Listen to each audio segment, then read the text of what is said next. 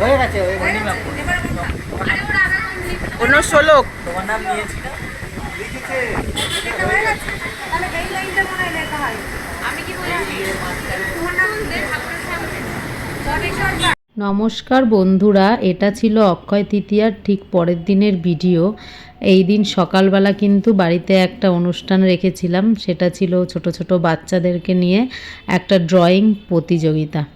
তাহলে এই প্রতিযোগিতা রাখার কারণটা ছিল, ছোট ছোট বাচ্চাদের আমি আগের বছর অনুষ্ঠানেও গিফট দিয়েছিলাম, এবছরও গিফট দিতে চাই, কিন্তু তার জন্য ওদেরকে দিয়ে কিছু একটা শিক্ষামূলক কর্ম আর কি করাচ্ছি, যাতে ওরাও মনে করে যে আমরা এই আঁকাটা করেছি, যার জন্য আমরা কিন্তু উপহারও পেয়েছি।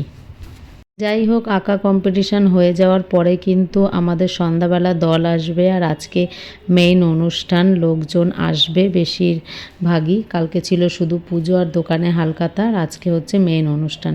তাহলে তোমরা দেখতে থাকো ভিডিওটা, আশা করি তোমাদের ভিডিওটা খুবই ভালো লাগবে, আর তোমরা কিন্তু একদম স্কিপ না করেই ভিডিওটা দেখতে থাকো। এখানে কিন্তু প্রচুর মিউজিক চলছিল, যার জন্য আমি আসল আওয়াজটা কিন্তু দিতে পারিনি।